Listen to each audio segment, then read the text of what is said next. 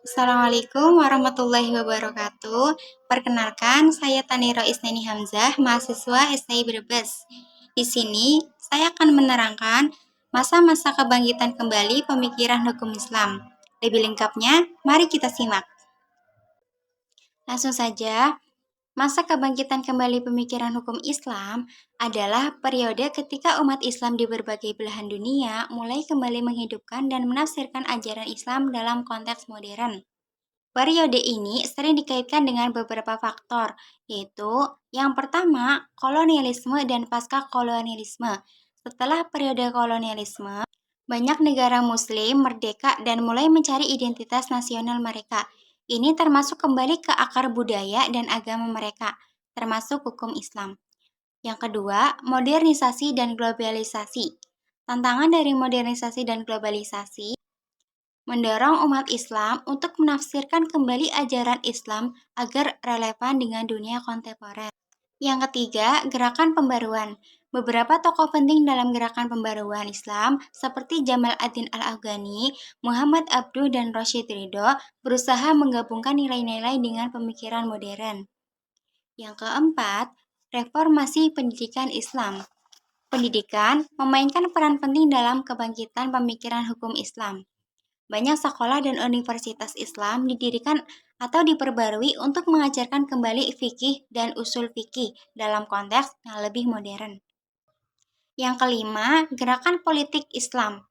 Beberapa gerakan politik Islam seperti Ikhwanul Muslimin di Mesir berusaha mengintegrasikan hukum Islam dalam sistem politik dan hukum negara. Kebangkitan ini tidak hanya sebatas penegakan hukum syariah, tetapi juga melibatkan interpretasi ulang dan penyesuaian hukum Islam dengan nilai-nilai kontemporer seperti hak asasi manusia, demokrasi, dan keadilan sosial. Berikut adalah biografi singkat tentang 3 tokoh penting dalam kebangkitan pemikiran hukum Islam. Yang pertama, Jamal ad-Din al-Afghani. Nama lengkap Sayyid Jamal ad-Din al-Afghani al-Husaini. Lahir pada tahun 1838 di Asadabad, negara Iran. Meninggal pada 9 Maret tahun 1897 di Istanbul, Kesultanan Utsmaniyah atau Turki.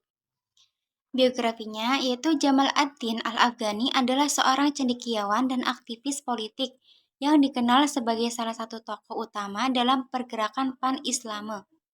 Ia bepergian di banyak negara Islam, termasuk India, Mesir, dan Turki, untuk mempromosikan solidaritas di antara umat Islam melawan penjajah Barat.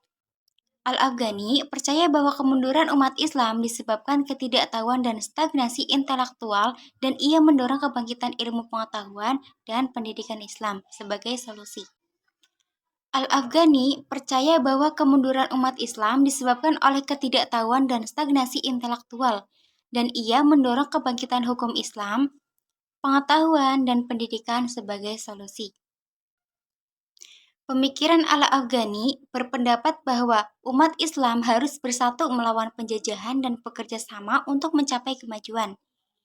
Ia menekankan pentingnya ijtihad, yaitu interpretasi independen dalam memahami Islam, dan menolak taklid atau mengikuti secara buta terhadap pendapat ulama terdahulu. Yang kedua yaitu Muhammad Abduh, lahir pada tahun 1849 di Deltanil, negara Mesir.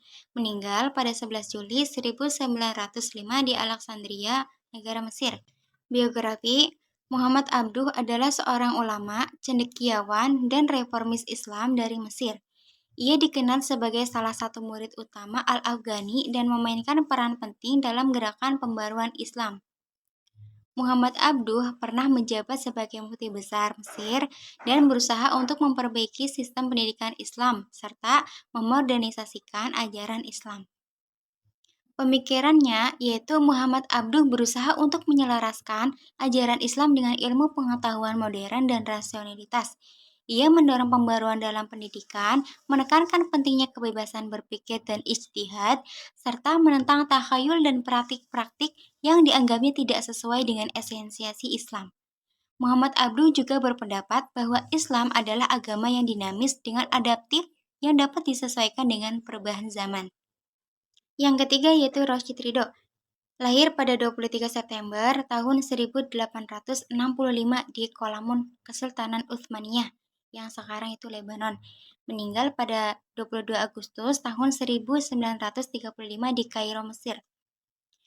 Biografi Rashid Ridho adalah seorang ulama, penulis, dan salah satu murid terkemuka Muhammad Abduh.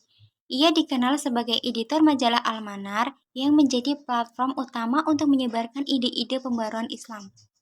Ridho menghabiskan sebagai besar hidupnya di Mesir dan berkontribusi secara signifikan dalam diskusi mengenai pembaruan hukum Islam dan politik Islam. Pemikiran Rashid Ridho yaitu melanjutkan karya gurunya, yaitu Muhammad Abduh, dengan menekankan pentingnya ijtihad dan pembaruan dalam Islam. Ia menekankan bahwa hukum Islam harus fleksibel dan adaptif terhadap kondisi sosial dan politik yang berubah. Ridho juga mendukung gagasan pembentukan negara Islam yang didasarkan pada prinsip-prinsip syariah, tetapi dengan interpretasi yang lebih modern dan rasional. Kemudian, pola-pola pembaharu pemikiran hukum Islam. Pola-pola tersebut melibatkan pembaruan pendekatan dan metode untuk menginterpretasikan dalam menerapkan hukum Islam dalam konteks kontemporer. Beberapa pola pembaharuan tersebut antara lain, yang pertama, ijtihad, yaitu penggunaan ijtihad atau penalaran independen untuk menemukan solusi hukum yang relevan dengan masalah-masalah modern. Ini sering melibatkan reinterpretasi teks-teks klasik dalam Al-Quran dan Hadis. Yang kedua, tajdid, yaitu pembaruan atau reformasi untuk menghidupkan kembali ajaran Islam dalam bentuk yang lebih relevan dengan kondisi zaman.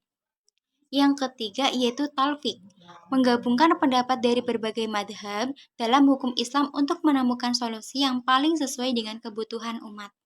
Yang keempat, maqasid al-syariah, yaitu pendekatan yang menekankan pada tujuan atau maksud utama dari hukum Islam, seperti keadilan, kemaslahatan umum, dan perlindungan hak-hak dasar. Yang kelima, urf, yaitu pengakuan terhadap adat dan tradisi lokal sebagai pembagian dari hukum, selama tidak bertentangan dengan prinsip-prinsip dasar Islam. Yang keenam, yaitu fatwa dan konsultasi ulama, memanfaatkan fatwa dari ulama kontemporer untuk memberikan panduan hukum yang relevan dengan situasi saat ini. Pendekatan-pendekatan ini seringkali melibatkan dialog antara tradisi dan modernitas, serta memerlukan pemahaman yang mendalam tentang teks-teks klasik dan konteks sosial yang berubah. Demikian materi yang saya jelaskan, kurang lebihnya saya memohon maaf sebanyak-banyaknya. Wabillahi taufiq wal hidayah. Wassalamualaikum warahmatullahi wabarakatuh.